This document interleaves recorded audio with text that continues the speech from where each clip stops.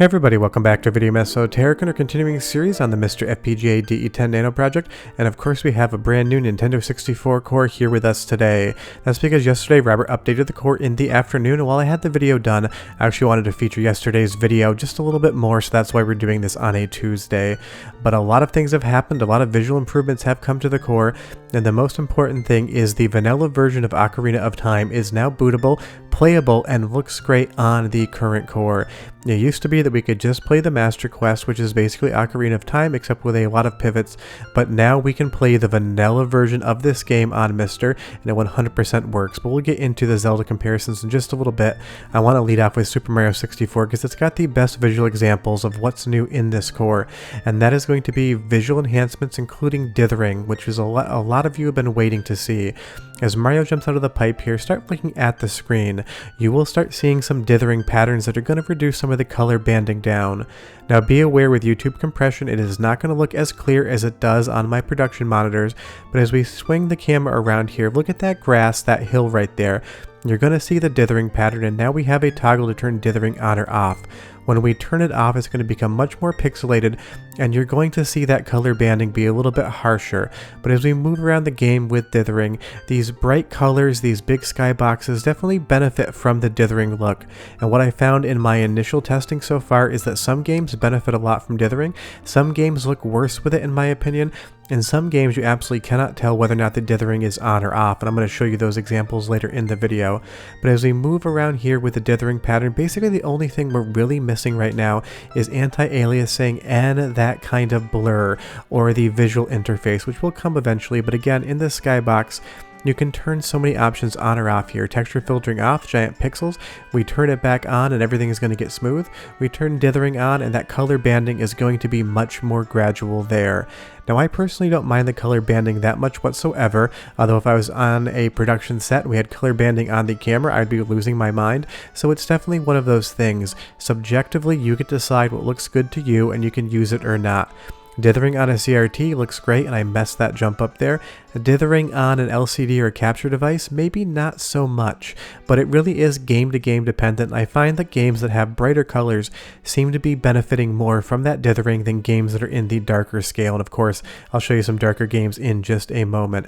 But again, with the updates, it just looks better in spots. It is more compatible with more games, more things are just happening, and that's so much fun. Honestly, the games that just work, and you can play Super Mario 64 start to finish on the current core, and outside of the blur, you'd have no indistinguishable differences between real hardware.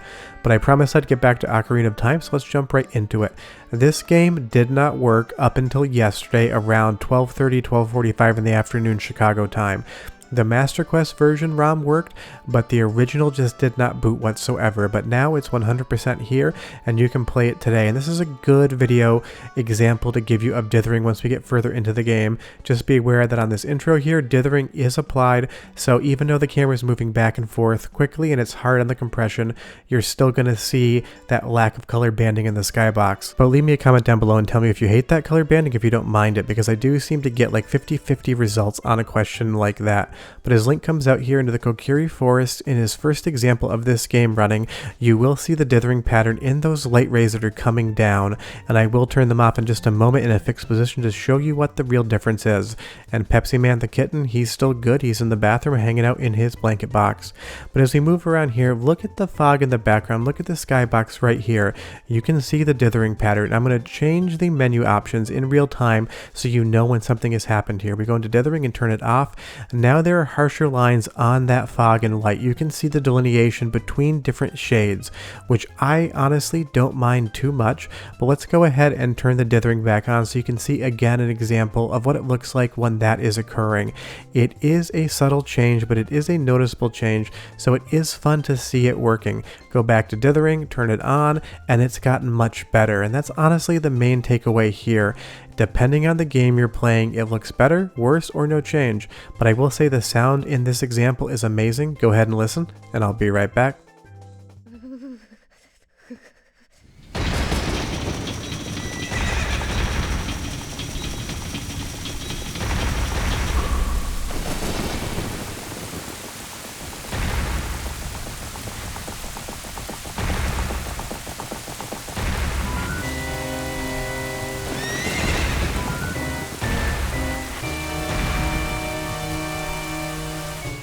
Sounds incredible to my ears. Now I'm going to give you an example of side-by-side dithering and no dithering. On the left is the intro to Kirby 64 with no dithering. On the right, we obviously have the dithering turned on, and I have synced these to a frame so that they're playing at the exact same time. And like I said, it can be a little tricky with YouTube compression seeing all of these details, but you can tell in the night sky on Kirby 64 here, that dithering pattern is apparent, and the gradient in the blue is not as severe. You move over to the left, there is no dithering pattern, but the changes in the color are much more apparent as that color banding. That is what dithering is doing for you, and that's why people do seem to really enjoy it. Let's move over to Sin and Punishment. I think this is a great example of dithering as well. We're going to leave the dithering on for the intro cutscene here in the first part of the gameplay, and we will turn it off. But I will say, since we last talked about Sin and Punishment, the performance has definitely improved. This seems like another game that's 100% playable in my opinion. You guys were asking for more examples of it. That's why I used it for the dithering demo as well. As we get into the game with dithering on, you're going to see that the sky, that dark red, does have the pattern, but the sky is smooth. It does transition from the darkest part to the horizon line perfectly fine as far as the colors are concerned and what the Nintendo 64 could do. It'll never look perfect. Let's move over to no dithering here, and now you're going to see big steps between the darkest darks and the lightest lights. The exposure latitude of the sky, lack of a better term, I am a filmmaker and that's how I see it, is much more steppy here in those colors. There's basically a line across the screen when dithering is not turned on, and that definitely doesn't look as accurate. But if we move over to a cutscene with dithering, this is an example of where if you turned it off, it wouldn't really have as much gradient. And that's the thing about these effects. They change what they look like from game to game, and they even change whether or not you may or may want to use them from level to level in a game. But that's the great thing about Robert and his core development philosophy, is we have that toggleable option. We can decide what we want. But let's move into the second stage here with dithering on first. That sky in the background zooming by looks so smooth. The transition from the top to basically the mountains in the background of those buildings looks really nice. But let's give you a different example, a little bit more zoomed in here. As the camera pans to the right with dithering on, pay attention to what the sky looks like, and in just a moment I'm going to turn the dithering off and you will see the real-time change as an example. Come in here, turn dithering off, and the sky doesn't have as much of a change compared to the red area because the blue is pretty tonally even across the entire spectrum. And that's what you're going to find. Depending on the color and depending on the change between the darks and lights, you will see a bigger or smaller difference just depending on what you're looking at. And that's the thing about dithering and color banding. The more severe the change between the color values, the more you're going to see that banding. The less severe and more even those color changes are, the less you're going to see the banding. It's just how the color science works in this respect. But moving over to Wave Race 64, this is one that a lot of people wanted to see and more coverage of, so I'm doing it here. On the first lap, we're going to have dithering turned on, and then immediately once we cross the checkered flag, we're going to go to a non-dithered example. But look at the skybox, look at the motion. On the water, you can barely tell dithering is even turned on. That's because it's moving fast. It's going to be more apparent in areas of the screen that don't change as much, like the skybox. But as we get to the start-finish line here, we're going to move over to the example with dithering turned off, and you're going to see that the sky no longer has those dithering pattern dots on them, but there will be a little bit more color banding. But again, this is a totally subjective thing. Tell me down below whether or not you prefer dithering on or off for Wave Race, because I feel like this is going to be the most decisive version of that question, whether or not you like it here.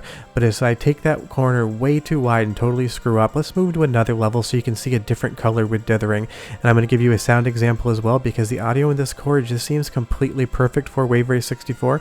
But don't go anywhere, because when I come back I've got some more games to show you that just work.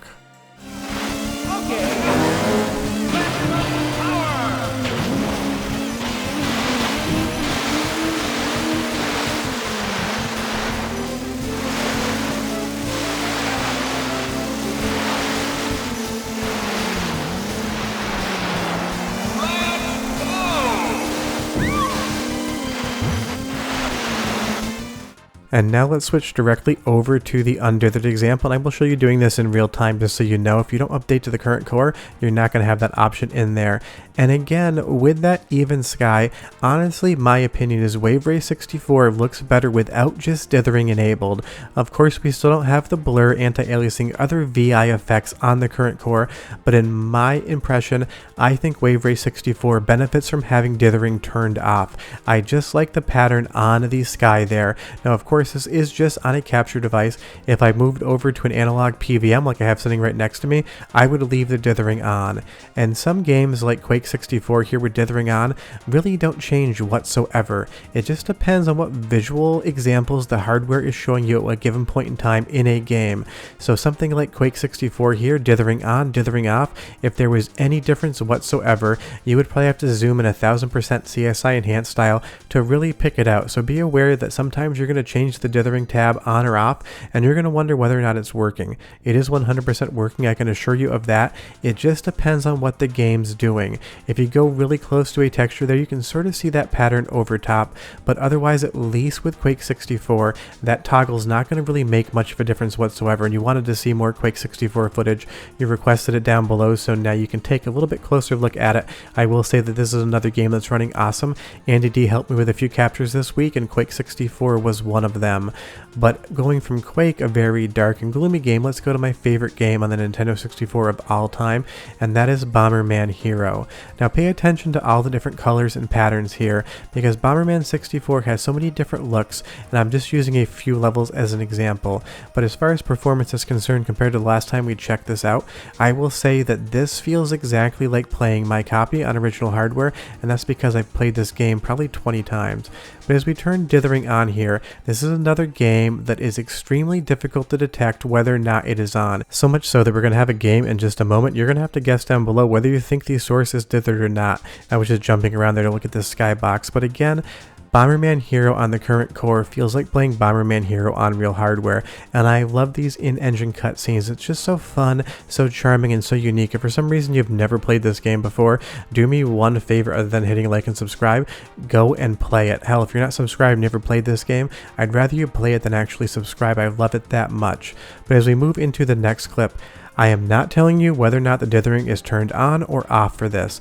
Look at the colors, look at the banding or lack thereof, look at every single visual example you can get your eyes on to tell me whether or not dithering is enabled, because the changes with it enabled versus disabled are very, very slight in Bomberman Hero.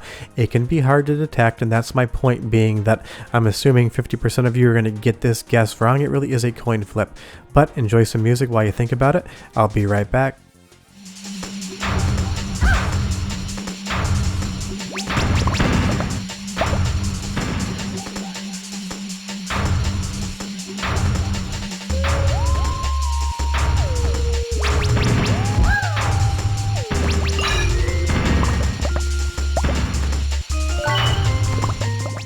So vote down below, was that dithered or not dithered? Now a lot of you have been asking about Jet Force Gemini. I told you it barely functioned, but you really couldn't get in the game, but you really want to see it. So here is a capture.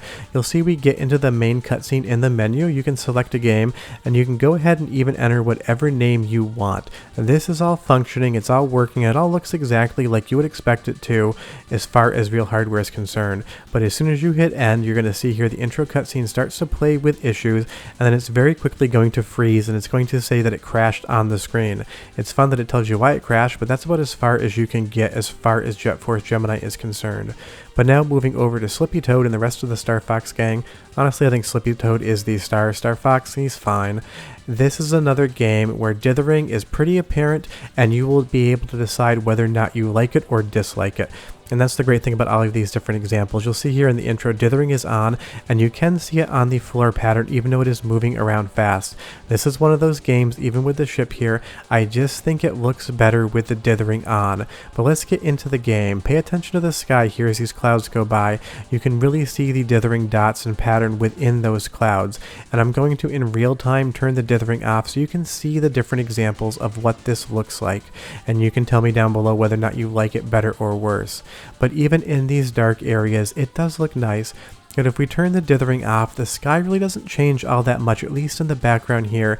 And that is, again, because it's a very even color from the top of the screen to the bottom of the screen. Had that gone from dark to completely white, you would see a lot more color banding, but we really basically have a solid color. But let's go ahead and put dithering back on and look at that water texture in the sky here. This is one of those examples where it's going to be just really subjective. You decide if you like the dithering, you decide if you don't. As we turn them on, the background, that skybox, does get a little bit worse looking, but honestly I like the lack of pattern on the water here just a little bit more. It is fun just to see what you can do, and that's the great thing about these developments. You get to pick what you want to see, you get to decide what you want to do. You can even turn texture filtering off completely and have this be a big blobby chunky mess. But with dithering on, you see it just gives it a different look, a different feel, and that's because none of these effects are going to cause any changes to the gameplay or your enjoyment of the game. They are purely visual, and these are my captures here, but Andy D sent a quick filtered one in where he actually put additional filters on MiSTer over top of the dithered look, and now you see that the dithering pattern definitely gets more subdued. It's just a different look, a different feel. And that's the great thing about the core and MiSTer in general. You get to dial in what you want to do, you get to decide what you want to see. And I would say in an example like Ridge Racer here, the dithering does actually help the road texture and pattern feel a little bit more organic and a little more like real asphalt and not a video game texture. And that I think is the real big takeaway on this example, on this video. Every single game, every single level is going to either benefit or not benefit, in my opinion, from the dithering look. But you may think that dithering 100% of the time looks correct, and that is totally fair. As long as we're all happy and we all have options, I am totally cool with that. And in a game like San Francisco Rush 2 here, this has dithering turned on, but honestly you're moving so fast you never get a chance to look at anything for any period of time. It's another example that you wouldn't really be able to tell whether or not dithering was on or off unless you paused the game and started playing around with the menu trying to peep some pixels. And that should be the real takeaway of a video like this. Don't pixel peep, decide what looks good for you, run with it, and be happy that we all get options. But it is so much fun to see the core get updated, more games work, things like vanilla Ocarina of Time are 100% playable today, and we have so many new visual features in. Basically the only thing we're really missing at this point in time is anti-aliasing and the blur filter, which I know a lot of people are hoping for soon, and if it happens, you know I'll make a video for it. Short of that, leave me test requests down below, but we are done. Nintendo 64 and MiSTer is amazing, and I'll see you next time. Bye bye.